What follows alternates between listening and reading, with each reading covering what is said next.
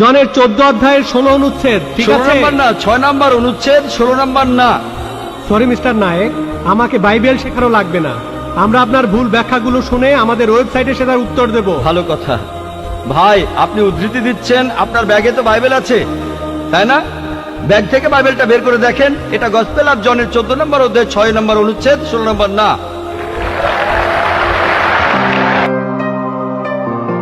আপনি যখন বললেন যীশু খ্রিস্টকে বিশ্বাস করা, তার মানে কি বুঝিয়েছেন? যে তিনি ঈশ্বর, তাই না? ওনার মাইক্রোফোনটা অন করেন। যিশুকে বিশ্বাস করা বলতে কি বোঝাচ্ছেন? নবী হিসেবে বিশ্বাস করা? যিশুর এই কথাটা বিশ্বাস করি, আমি সত্য আর জীবনের একমাত্র পথ। এ কথার মানে কি? এর মানে যীশু খ্রিস্ট হলেন ঈশ্বর।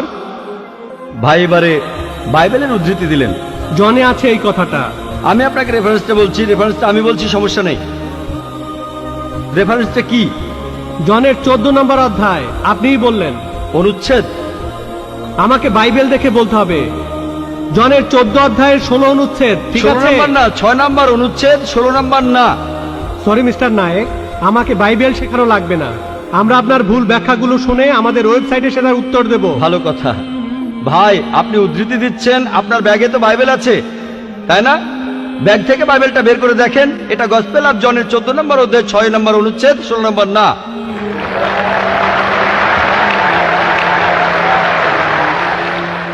আর আপনি বললেন ঈসা মসীহ আলাইহিস সালাম, তিনি বলেছেন যে তিনি ছিলেন ঈশ্বর। আপনার প্রশ্নতে পরে আসছি, প্রশ্নের উত্তরটা দেওয়ার আগে আমি একটা কথা বলে নিই। আমি বাইবেল পড়েছি, গোটা বাইবেলের মধ্যে পরিষ্কারভাবে বলা এমন একটা কথাও নেই যেখানে যিশু বা ঈসা আলাইহিস সালাম নিজে বলেছেন আমি ঈশ্বর আর আমার উপাসনা করো।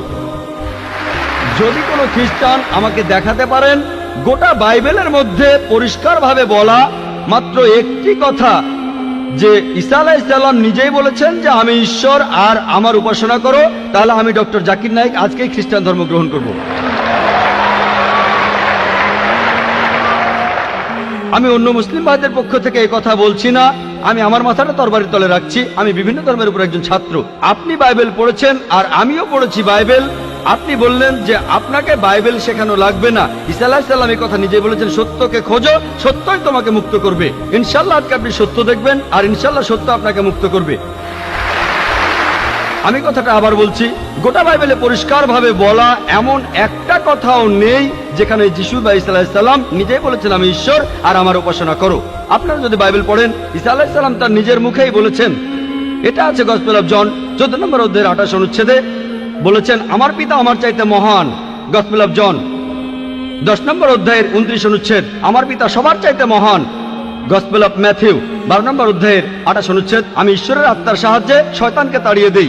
গসপেল অফ লুক 11 নম্বর অধ্যায়ের 20 অনুচ্ছেদ, আমি ঈশ্বরের আঙ্গুলের সাহায্যে শয়তানকে তাড়িয়ে দেই। গসপেল অফ জন 5 নম্বর অধ্যায়ের 30 অনুচ্ছেদ, আমি আমার নিজের থেকে কিছুই করতে পারি না, আমি এখানে বিচার করি আর আমার বিচার সঠিক, কারণ আমি আমার ইচ্ছায় কাজ করি না, আমার পিতার ইচ্ছায় কাজ করি। যদি কেউ বলে সে আল্লাহর ইচ্ছা মতো কাজ করে, সে একজন মুসলিম।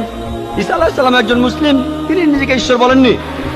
বুক অব অ্যাক্টসে পরিষ্কার বলা আছে 2 নম্বর অধ্যায়ের 22 অনুচ্ছেদ, বলা হয়েছে হে ইসরায়েলের সন্তানেরা, একথা শোনো, নাজারেত শহরের যিশু ঈশ্বর প্রেরিত একজন পুরুষ তোমাদের মাঝে। সে অনেক অলৌকিক কাজ করবে, সেগুলো তাকে ঈশ্বর করাবেন, তোমরা তার সাক্ষী থাকবে। ঈশ্বর প্রেরিত একজন পুরুষ তোমাদের মাঝে, সে অনেক অলৌকিক কাজ করে দেখাবে, ঈশ্বর তাকে দিয়ে করাবেন আর তোমরা তার সাক্ষী থাকবে। তাই বাইবেল স্পষ্ট করে বলছে যে ঈসা আলাইহিস সালাম ছিলেন একজন মানুষ, তিনি আল্লাহ তাআলার প্রেরিত একজন রাসূল, কিন্তু আল্লাহ নন। গোটা বাইবেলের মধ্যে পরিষ্কারভাবে এমন একটা কথাও নেই যেখানে ঈসা আলাইহিস সালাম নিজেই বলেছেন যে আমি ঈশ্বর, আমার উপাসনা করো। আপনি একটা উদ্ধৃতি দিয়ে সেটা প্রমাণ করতে চাইলেন যে গসপেল অফ জন 14 নম্বর অধ্যায়ের 6 অনুচ্ছেদে বলা হয়েছে যিশু বা ঈসা আলাইহিস সালাম নিজেই বলেছেন আমি সত্য আর জীবনের একমাত্র পথ, আমাকে ছাড়া আমার পিতার কাছে কেউ যেতে পারবে না। এখানে প্রসঙ্গ ছাড়া উদ্ধৃতি দিচ্ছেন। লোকজন পবিত্রকরণের আয়াত নিয়ে প্রসঙ্গ ছাড়া উদ্ধৃতি দেয় দুর্নাম করতে। একইভাবে খ্রিস্টান মিশনারিরা বাইবেলের প্রসঙ্গ ছাড়া উদ্ধৃতি দেয়। আপনাকে একটা সত্য কথা বলি, আপনার বাইবেলটা খোলেন, যদি সন্দেহ থাকে বাইবেলটা খোলেন, প্রসঙ্গ জানতে 1 নম্বর অনুচ্ছেদটা পড়েন। গসপেল অফ জন 14 নম্বর অধ্যায়ের 1 অনুচ্ছেদ বলছে যে তোমরা ভয় পাচ্ছ কেন? যিশু বা ঈসা আলাইহিস সালাম বলছেন যদি তোমরা ঈশ্বরকে বিশ্বাস করো তাহলে আমাকে বিশ্বাস করো। আমার পিতার রাজ্যে অনেক প্রাসাদ আছে, আমি সেখানে গিয়ে তোমাদের জন্য জায়গা তৈরি করব। আমি যখন যাব আমি তখন বলবো। শিষ্যরা বলল, আপনি কোথায় যাবেন? তোমরা জানো না আমি কোথায় যাব? তারা বলল না। তখন শিষ্যরা বলল যে আমাদের পথ দেখান, আপনি যেখানে যাবেন। তখন যিশু আলাইহিস সালাম বললেন, আমি সত্য আর জীবনের একমাত্র পথ। শিষ্যরা তখন বলল ঈসা আলাইহিস সালামকে যে আমাদের সেই পথ দেখান।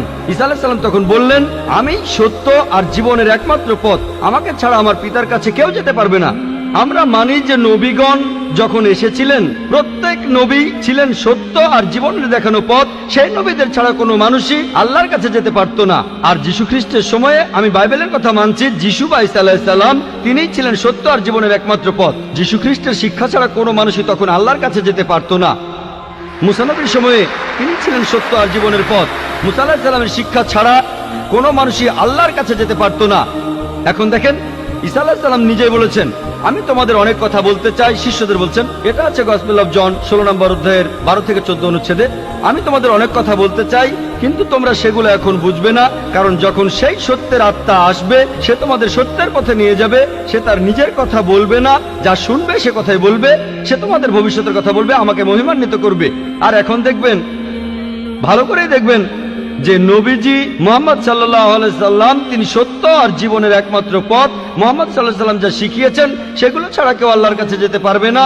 আর মুহাম্মদ সাল্লাল্লাহু আলাইহি সাল্লাম ছিলেন সর্বশেষ আর চূড়ান্ত নবী। এখনকার দিনে দেখবেন, হোক সেই লোক বাস করছে আমেরিকায়, কানাডায়, ইংল্যান্ডে, ইন্ডিয়ায়, সৌদি আরবে, পৃথিবীর যেখানেই থাকুক, এখনকার দিনে সবার জন্য মুহাম্মদ সাল্লাল্লাহু আলাইহি সাল্লাম তিনি হলেন পথ, সত্য আর জীবনের। মুহাম্মদ সাল্লাল্লাহু আলাইহি সাল্লাম যা শিখিয়েছেন সেগুলো ছাড়া কেউ আল্লাহর কাছে যেতে পারবে না। আর প্রায় সব ধর্মগ্রন্থ এরকম কথা বলছে, এমনকি বাইবেলও। আশা করি আপনি সত্যটা জানতে পেরেছেন, আর ইনশাআল্লাহ আপনি সত্যের কাছে এসেছেন। সত্য আপনাকে মুক্ত করবে।